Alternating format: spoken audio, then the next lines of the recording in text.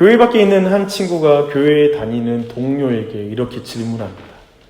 도대체 사람이 십자가에 달려 죽고 나서 사흘 만에 부활한 게 믿어져? 어떻게 그걸 믿었어? 이렇게 질문해요.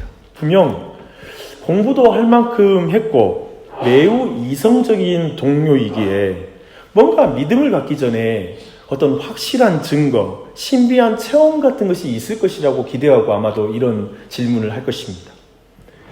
그러나 이런 질문에 딱히 답할 말이 그 친구에게, 동료에게는 생각나지가 않습니다. 그래서 최선을 다해서 하는 말이 이런 말입니다. 그냥 믿어졌어. 그냥 믿어졌어. 이런 말을 들은 비신자 친구는 그냥 그 기독교인 친구가 왠지 근거 없이 믿는 것 같습니다. 왠지 뇌를 빼놓고 믿는 것 같은 그런 인상을 갖습니다. 그래서 기독교인들은 무엇인가를 너무 쉽게 믿어버리는 그런 부류의 사람이 아닌가라고 이렇게 판단하는 경우를 보게 됩니다. 그런 인상을 갖는 것이죠. 그래서 기독교인 친구에게 한마디 내뱉습니다. 야, 너는 그게 그렇게 쉽게 믿어지니? 라고 이렇게 묻습니다. 하지만 그런 분들은 성경을 조금만 읽어본다면, 최소한 복음서에서 부활하신 예수님을 만난 제자들을 조금만 살펴본다면 생각이 뒤집어질 것입니다. 좀 바뀔 것입니다. 우선 성경은 두 부류의 사람들을 통해서 이런 방금 전에 그런 믿는 친구에게 질문했던 그 친구의 생각을 뒤집습니다. 먼저는 예수님을 사랑하는 사람들을 통해서 뒤집어요. 부활하신 예수님은 신실한 여인들을 만납니다. 그리고 베드로와 요한이 빈 무덤을 확인하게 되고요. 그리고 엠마오로 내려가는 두 제자를 만나십니다. 그리고 도마를 포함한 11 제자들에게 예수님은 나타나십니다. 하지만 그들의 공통점은 천사가 전하는 부활의 소식을 듣고 안 믿어요. 또한 부활하신 예수님을 만났다라는 직접적인 증언을 듣고서도 그 사실을 전혀 믿지를 못합니다. 심지어 예수님이 그들 앞에 나타나도 예수님인 줄을 알아보지 못했다라고 말하고 있습니다. 믿지 못하는 것이죠. 더디 믿는 것입니다. 복음서가 강조하는 것은 사람의 힘으로 부활하신 예수님을 믿을 수 없다라는 것이 바로 복음서의 강조입니다. 쉽게 믿는 사람 아무도 없습니다. 그렇죠? 그래서 사람들은 어떠한 특별한 신비 체험이 그 믿음을 가져왔을 것이라고 이렇게 생각합니다.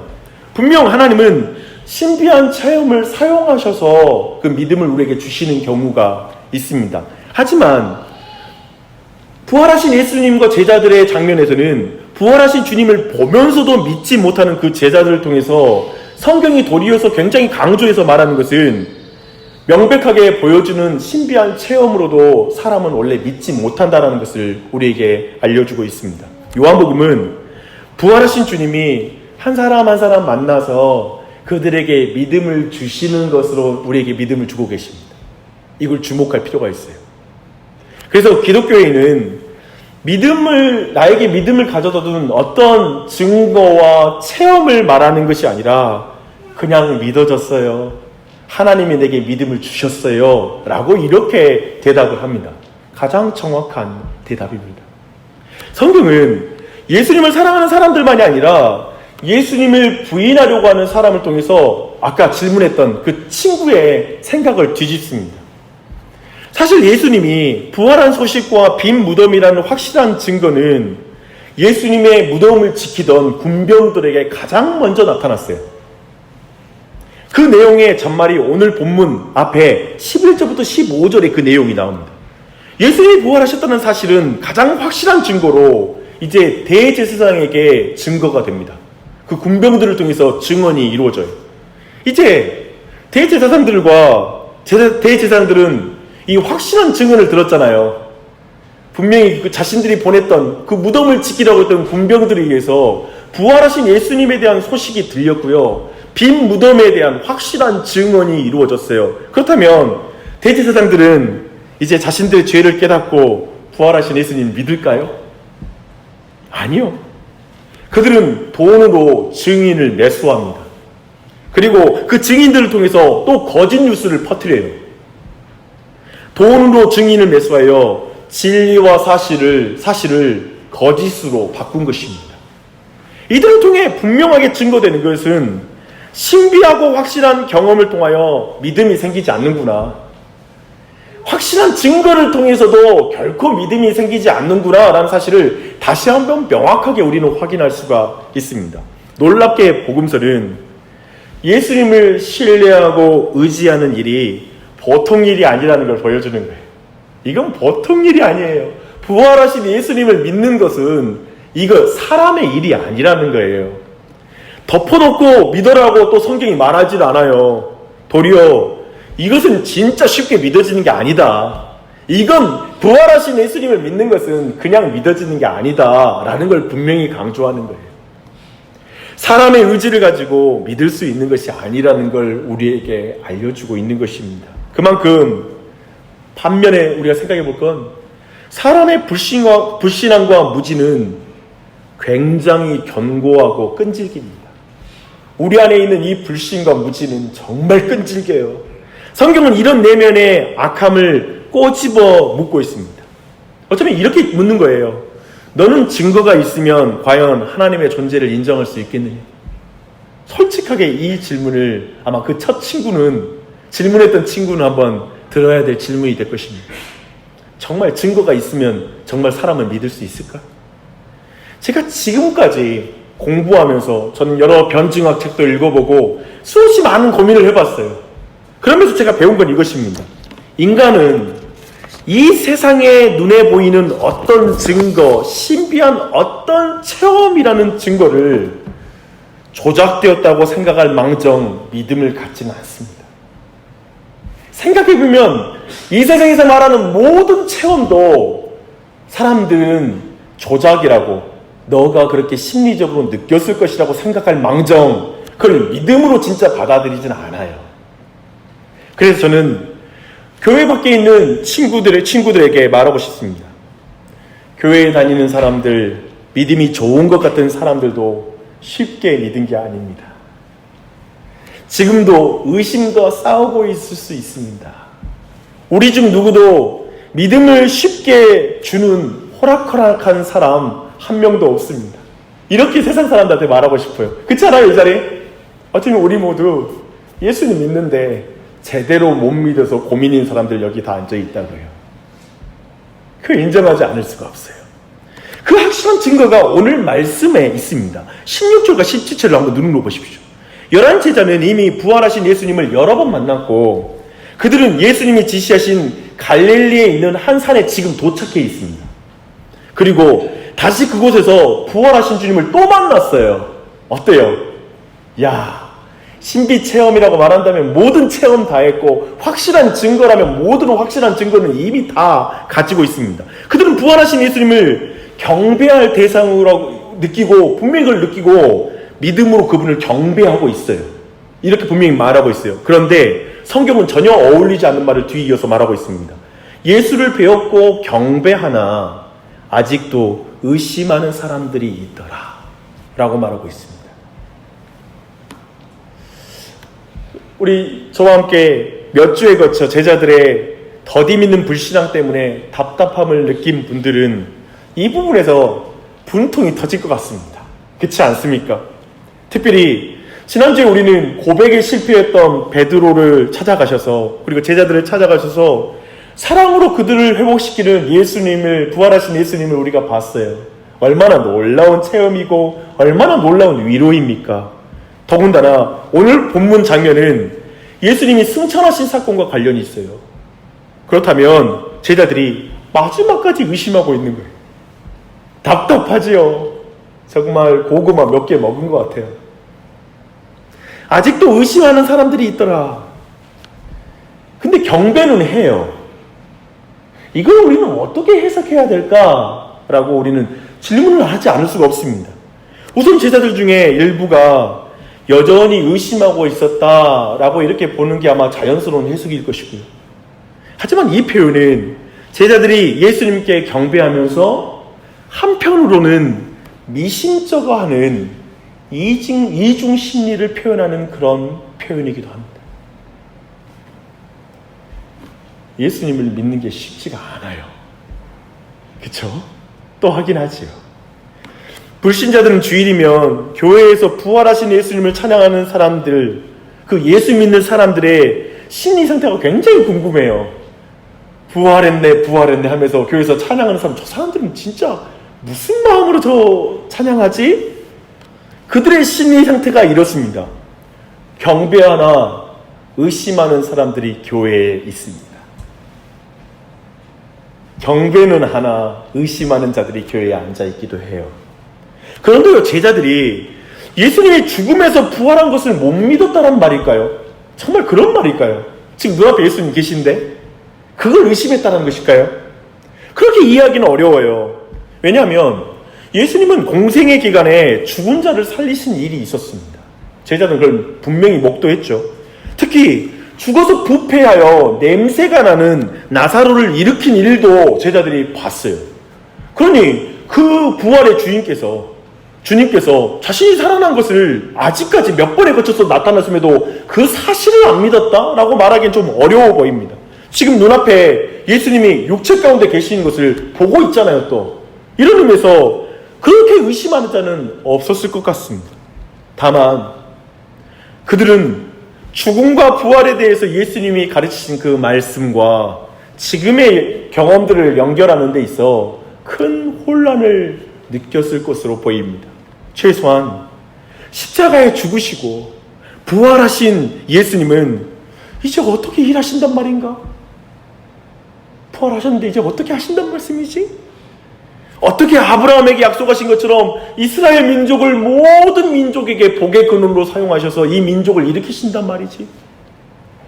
처음에 자신들이 사용했던 방법, 기대했던 방법은 다 무너졌어요.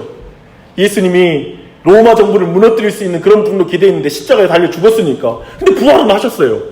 근데 이제 도대체 그분은 어떻게 일하신단 말이지? 예루살렘이 아니라 이렇게 갈릴리, 이름 모르는 산의 제자들을 모아서 또 어떻게 일하신다는 말씀이시지? 한 번 실패했던 방식으로 한 번 배신했던 제자들을 불러서 도대체 무슨 일을 이루실까? 어쩌면 이런 것을 우리는 짐작하여 생각할 뿐이에요. 그들은 지적으로 심리적으로 도저히 감당할 수 없는 내면의 상태를 가지고 예수님을 경배하는 것만큼은 확실해요. 지금 뭔가 그의 심리적으로 그리고 모든 감정적으로 감당할 수 없는 일들이 눈앞에 벌어지고 있는 거예요. 부활하신 예수님을 경배는 하지만 온전히 신뢰하지 못하는 이 복잡한 심리 상태가 바로 명백한 제자들의 상태입니다.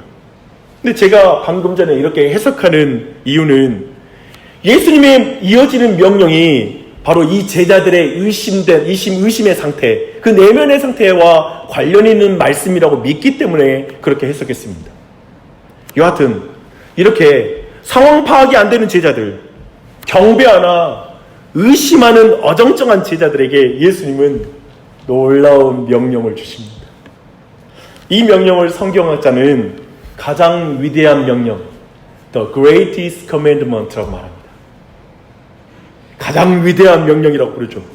가장 위대한 명령을 가장 찌질한 제자들에게 주고 계세요.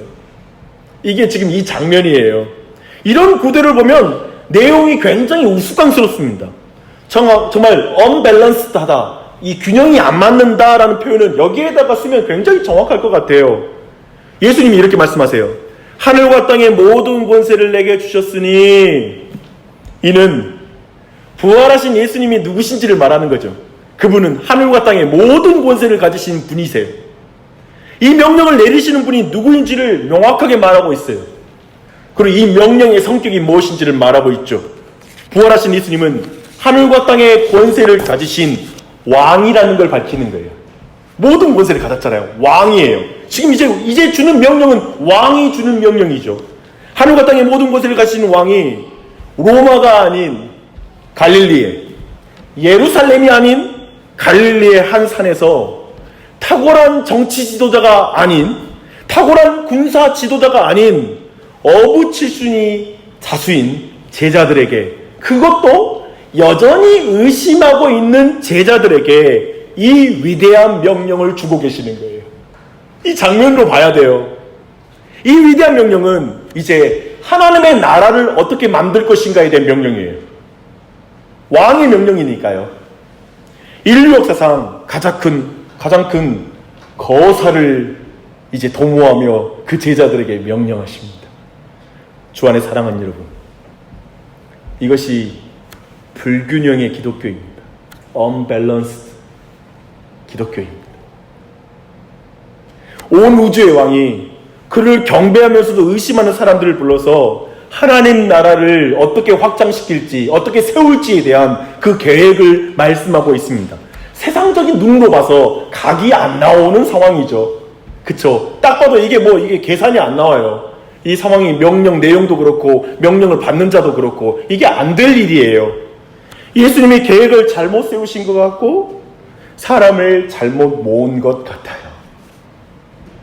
우리 모두는 세상의 사고를 뒤집는 이 상황을 보고 있습니다. 예수님은 이제 그리스도의 나라와 그의 통치가 어떻게 이루어지는지 이제 그 방법을 이제 그 제자들에게 말씀하십니다. 쉽게 말해서 어떻게 이 거사를 이룰 것인가, 하나님 나라를 세우는 이 거사를 이룰 것인지에 대해서 그 방법을 이렇게 말씀하십니다. 너희는 가서 모든 민족을 제자로 삼아 아버지와 아들과 성령의 이름으로 세례를 베풀고 내가 너에게 분부한 모든 것을 가르쳐 지키게 하라. 예수님은 아브라함에게 약속하셨던 그 하나님의 나라는 이제 모든 민족에게 열린 나라요, 모든 민족의 중심에 있는 나라라고 이렇게 말씀하고 있습니다. 그런데 굉장히 독특해요. 그 나라는 이스라엘을 중심으로 전 세계 사람들이 오라고 말하는 그런 나라가 아니에요. 도리어 제자들에게 가라라고 말하는 나라입니다. 인류 역사의 모든 제국은 수도를 구심점으로 뻗어가는 나라였는데 이 하나님의 나라는 매우 독특한 나라입니다. 핵심 그룹이 흩어져서 확장되는 나라, 그게 하나님의 나라예요. 이제 제자들은 모든 나라와 종교, 이슬람, 티베트 불교권, 오늘날에는 공산권, 이런 모든 나라를 향해 그 나라는 힘차게 확장되고 있습니다. 하나님의 나라는 이렇게 굉장히 독특한 전략을 가지고 확장되고 있어요. 예수님의 통치는 제국의 통치와 너무나 다르기 때문에 그렇습니다. 제국은 힘을 통하여 정복하고 그리고 짓밟고 착취함으로 그 통치력을 발휘하는 나라이죠. 그러나 예수님은 오히려 자기를 내어주어 사람을 살리는 통치를 하는 것이 바로 예수님의 통치입니다. 죽여서 다스리는 게 아니라 살려서 능력을 나타내는 나라, 그게 예수 그리스도가 이루는 하나님의 나라입니다. 그래서 하나님의 나라는 아버지와 아들과 성령의 이름으로 세례를 베풀어 확장되는 나라, 이게 하나님 나라의 독특성입니다. 독특한 방법이죠. 세례는 죽음을 상징하는 의식입니다. 그리스도와 연합하여 옛사람은 죽고 새 사람이 살았다라는 것을 상징하는 게 세례이죠. 이것은 정말 급진적인 변화 아니에요? 이것은 근본적인 변화예요. 죽었던 사람이 다시 살아나는 변화이니까요. 생각해보면 하나님 나라의 확장 전략은 굉장히 허망해 보여요. 총과 칼이 아니라 물이 사용됩니다. 물로 세계를 변화시키는 것은 국경선에 어떤 영향을 미칠까요? 도대체 진정한 변화를 주는데 도대체 물이 무슨 역할을 하는 것일까요? 그러나 하나님의 나라는 하나님의 말씀의 통치를 받는 마음이고 사람이에요. 그것을 생각했을 때 죄인들이 죄 가운데 하나님의 말씀을 듣지 않고 그 말씀을 거절하는 그 죄인들의 그 죄가 예수님의 보혈로 씻겨져야 세워지는 나라가 하나님의 나라인 것입니다. 그 마음이 보혈로 씻겨져야 그 마음에 예수님의 영이신 성령님께서 거하실 수 있지요. 그분을 통하여 그 성령님이 예수님의 말씀을 생각나게 하고 그 말씀을 지키게 해줌으로 말미암아 하나님 나라의 통치가 이루어지는 것이죠. 바로 하나님의 나라는 그래서 영토와 상관없이 인종과 상관없이 전 세계적으로 이루어지고 있고 확장되는 나라인 것입니다. 그 하나님의 나라를 말하는 거예요. 그것을 제자들에게 명령합니다. 이것은 매우 급진적인 변화입니다. 놀라운 변화예요. 그러나 한번 생각해 보십시오. 제국의 역사는 무엇입니까?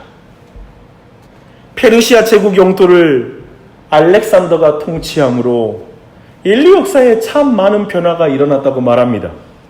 헬레니즘 문명이 꽃피었다. 동서양의 문화가 서로 만나서 인류 문화에 꽃을 피웠다라고 이렇게 말합니다. 그러나 민초들의 눈으로 역사를 보는 이들은 지도자만 바뀌었을 뿐 민중들의 삶은 전혀 변화가 없었다. 늘 인간의 역사가 그렇다라고 말합니다. 올 4월에 총선이 있죠. 그리고 대선이 있죠. 인간의 눈에 정권이 바뀌는 게 얼마나 큰 변화입니까? 총선을 통해 세상의 변화를 우리는 얼마나 기대합니까? 그러나 선거를 치르면 치를수록 깨닫는 게 있습니다. 저는 최근에 저희 교회에서 국회로 근무지를 바뀌는 지체에게 물어봤어요. 어때요? 가까이에서 국회의원을 보니까요. 그러니까 그 형제가 이런 말 하더라고요. 자신은 처음으로 이번 선거 때 그냥 선거를 하지 않을 것 같아요. 자신이 이제 지지하는 정당이 사라졌다. 무슨 말인지 들어보니 다 똑같더래요. 다 똑같더래요. 그런 표현, 그 형제가 그렇게 무책임한 친구도 아니고 그런 형제도 아니기 때문에 그 말이 되게 제게 와닿았습니다. 우리 모두가 깨닫는 게 뭐예요?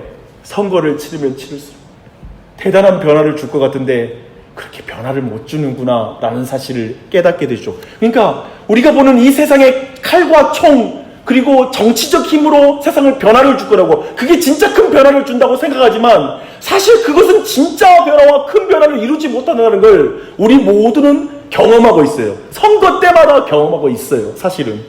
그러나 지금 말하고 있는 하나님 나라의 변화는 아버지와 아들과 성령의 이름으로 죄사함의 세례를 베풀어 주어 확장되는 이 나라야말로 진정한 변화요, 참된 변화요, 진정 영혼들의 인생을 바꾸는 근본적인 변화를 우리에게 말하고 있는 것입니다. 믿으십니까? 아멘입니다. 아버지와 아들과 성령의 이름으로 세례를 베풀어 얻게 된 하나님 나라의 백성은 어떻게 이제 하나님 나라의 다스림, 하나님의 다스림을 받게 될까요? 이것은 인류 역사상 볼 수 없는 독특한 통치 방식을 이제 말합니다. 제자 삼으라. 하나님의 나라는 어떻게 통치되냐면 곧 가르치고 배우는 형태로 다스림을 받는 나라가 하나님 나라예요. 제자란 뜻의 근본적인 건 배우는 것이거든요.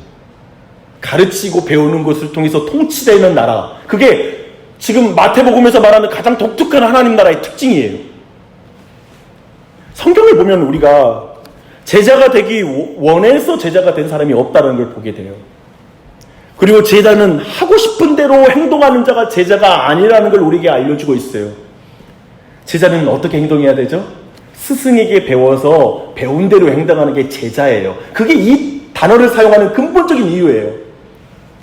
그런 면에서 볼 때 보이는 하나님 나라의 기관인 교회는 끊임없이 배워야 하는 거예요. 그래서 교회의 특징은 뭐냐면 배우는 거예요. 하나님 나라는 배우는 것을 통해서 다스림을 받는 형태의 나라라고 말씀드렸습니다. 그렇다면 배우지 않는 그리스도인은 불가능한 거예요. 배우지 않으면서 난 그리스도인이야? 그렇게 말할 수가 없는 거예요. 그건 제자가 아니죠. 그러나 오늘날 교회의 현실은 굉장히 그렇지 않아요. 주일 예배가 주일 성수이고 그리스도인이 행할 모든 의무라고 생각하는 사람들도 있는 것 같습니다. 주일에 설교 말씀 잘 듣는 것은 너무 중요하죠.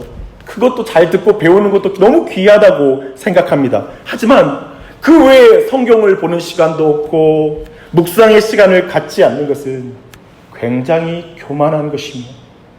하나님의 통치를 받기를 원하는지 근본적으로 물어야 되는 그런 내적 상태입니다.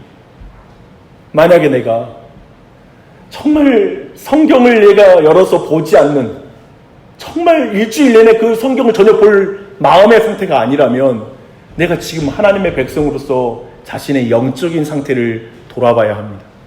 내가 진짜 제자인가? 라고 물어봐야 되는 것입니다. 좀 이렇게 말하는 사람이 오늘날 많은 것 같아요. 배워봤자 행하지도 않는데요. 라고 말하는 분들도 계시죠. 저는 그 문제의식에 공감합니다. 그렇다여 행하지 못하니 난 배우지도 않겠어 라고 말하는 것은 변화에 대한 근본적인 성경의 원리에 순종하지 않는 것입니다. 성경은 이렇게 말합니다. 들음에서 믿음이 나고 믿어야 믿음의 역사가 나타나는 것입니다. 이것이 성경이 말하는 방식이고 하나님의 원리예요. 그럼 여기에 순종하는 것이 우리가 맡은 본분이에요. 그래서 교회와 참된 그리스도인의 가장 큰 그 두드러진 특징이 뭐냐면 말씀을 겸손하게 배우는 것. 말씀을 겸손하게 배우는 게 하나님의 통치를 받는 것입니다. 말씀을 다 아는 것처럼 생각하는 것은 사실 영적으로 전혀 자라지 않고 있다는 걸 보여줍니다. 배우지 않는 그리스도인은 그리스도의 통치를 벗어났으며 또한 근본적으로 그 안에서 자랑하지 않는 거예요. 그래서 제가 굉장히 부러워하는 교회가 하나 있습니다.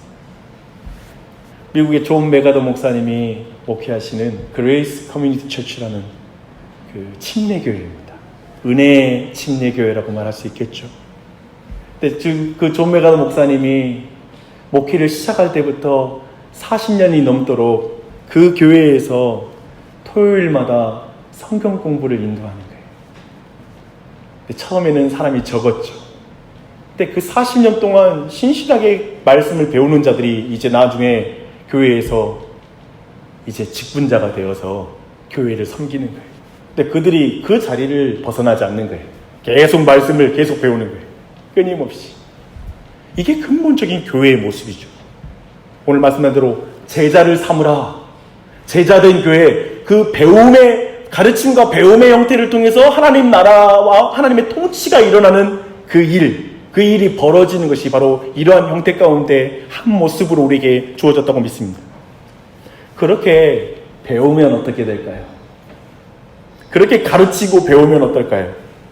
주님의 행하심, 주님의 말씀, 주님이 가르치신 말씀을 열심히 배우면 그들이 가만히 있을까요? 예수님은 명령하십니다. 내가 너희에게 분부한 모든 것을 가르쳐 지키게 하라. 그리스도가 분부한 모든 것을 부지런히 가르치는 것은 반드시 지키게 하기 위함입니다. 이게 같이 가는 것이죠. 곧 예수님을 머리로 모신 몸된 교회가 되게 하기 위함이 바로 이 말씀의 뜻입니다.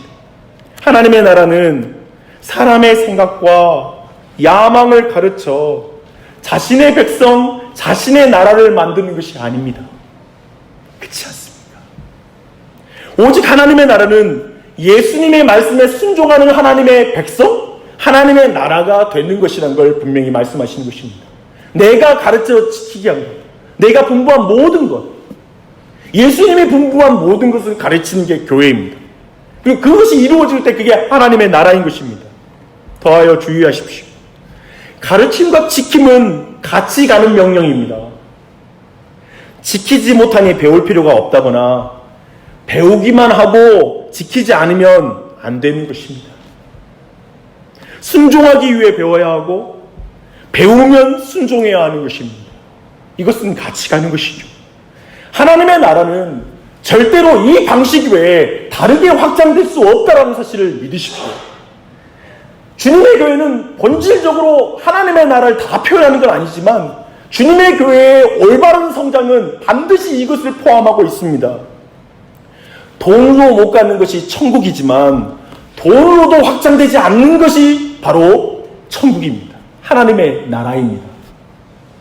좋은 교회는 주차장 시설이 좋고 교육부서가 잘 되어 있고 유능한 설교자와 음향시설을 잘 갖춘 교회입니까?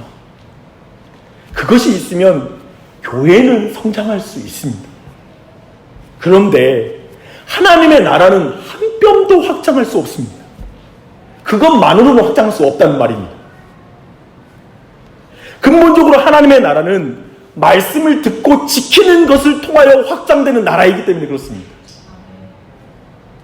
이것을 놓치면 우리는 교회의 본질을 놓치는 것이고 예수 그리스도의 명령을 따르지 않는 것입니다. 좀 종합해 볼까요?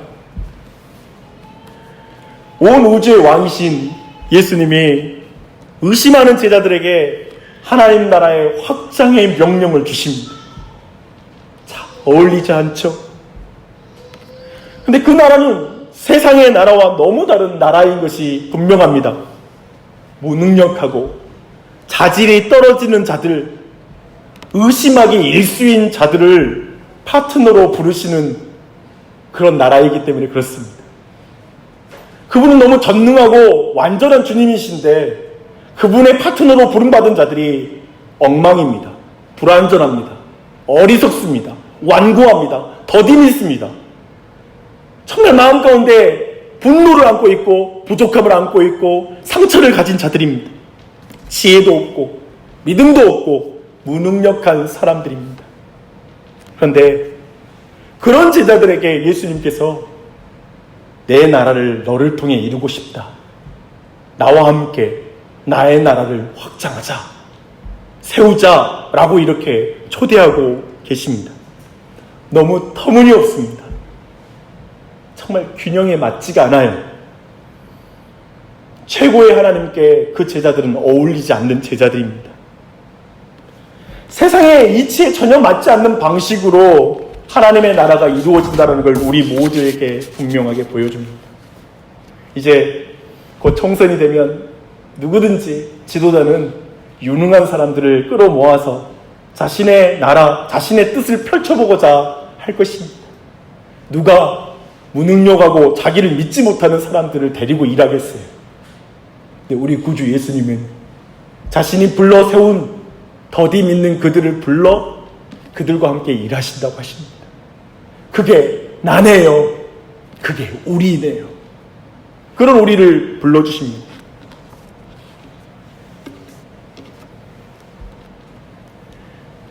그리고 세례로 말씀을 가르치고 지키게 하는 것으로 너무 무능해 보이지만 그 방식으로 하나님 나라가 확장된다. 내 말대로 순종하라고 말씀하고 있습니다. 그런데요, 제일 먼저 이 명령 앞에 서는 자가 우리인 것 같습니다. 우리를 보십시오. 내가 세례를 받아야 돼요. 내가 예수와 함께 죽었고 예수와 함께 사는 자라는 사실을 우리 모두가 우리 자신이 그렇게 세례받아 주님 앞에 부름받은 자라는 걸 기억하셔야 됩니다. 내가 세례받았죠. 내가 예수와 함께 먼저 죽었고 예수로 말미암아 먼저 산 자가 되었습니다. 그리고 내가 제자이기에 이제 우리 모두가 먼저 배워야 됩니다. 부지런히 주의 말씀을 배우고 부지런히 주의 말씀을 숙고하고 생각하고 묵상해야 되는 줄 믿습니다. 그게 우리에게 주어진 책임이에요. 내가 먼저 그 말씀 앞에 서야 됩니다. 그리고 그 말씀을 힘써 지켜야 돼요. 배우기만 아니라 힘써 지켜야 됩니다. 근데 우리가 그러지를 못해요. 어쩌면 정작 우리 자신이 하나님의 말씀을 제대로 배우지 못하고 그리고 그 말씀에 순종하지 못한 자로 우리가 먼저 서 있는 것 같아요. 가라고 그러시는데 가는 게 싫어요. 어려운 길, 힘든 길, 좁은 길 가라고 하시는데 그것이 너무 싫어요. 그냥 여기 있고 싶어요. 머물고 싶은 게 우리입니다. 기억하십시오. 주님은 지금 제자들이 완전한 자가 아니라는 거예요. 제자들은 쉽게 말하면 그렇게 무능하고 부족한 자들이 그 안에 있는 거예요. 그들을 향해 가라라고 말하는 거예요. 그리고 제자를 삼아 아버지, 아들과 성령의 이름으로 세례를 주고 내가 너에게 분부한 모든 걸 가르쳐 지키게 하라라고 명령하는 거예요. 근데 그 명령 듣는 제자가 지금 의심하고 있다고요. 그 명령 듣는 제자들이 지금 우리가 느끼는 죄책감이 있다고요. 우리가 느끼는 자신에 대한 무력감이 있다고요. 나 주님 말씀 잘 듣지도 못하고 연약하고 부족한데 나 제대로 말씀 앞에 순종하지도 못하고 있는데 말씀 보기는커녕 내가 진짜 말씀 지독하게 안 보는 사람인데 내가 주님 더디 믿는 사람인데 바로 그에게 지금 예수 그리스도께서 이 명령을 주시는 것입니다. 어떻게 해요? 가장 중요한 말씀을 이어서 말씀하세요. 그럼 우리 모두에게 뭐라고 말씀하시냐면 내가 너에게 분부한 모든 것을 가르쳐 지키게 하라. 볼지어다 내가 세상 끝날까지 너희와 항상 함께 있으리라 하십니다.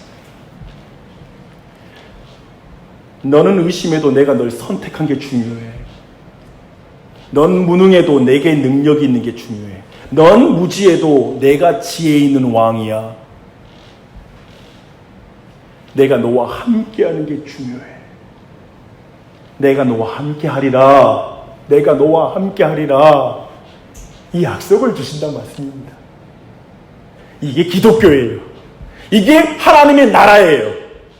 하나님의 나라에는 어떤 제자들의 탁월함과 실력과 그 신실함과 그 안에 있는 어떤 강한 자신감과 자신의 말을 지킬 수 있는, 고백을 지킬 수 있는 실력, 이러한 것이 하나님의 나라를 채우는 게 아니라, 그래서 어떠한 사람이 부각되는 나라가 아니라 오직 하나님의 능력, 하나님의 지혜, 하나님의 권능, 그것을 믿고 나아가는 자들, 그걸 신뢰하고 나아가며 기도하는 자들, 먼저 듣고 배우는 자들, 너무나 수동적이게도 주님이 행하신 것을 기억하며 그것에 은혜 받고 나아가는 자들, 이들을 통하여 이루어지는 하나님의 나라, 그게 하나님의 나라인 것입니다.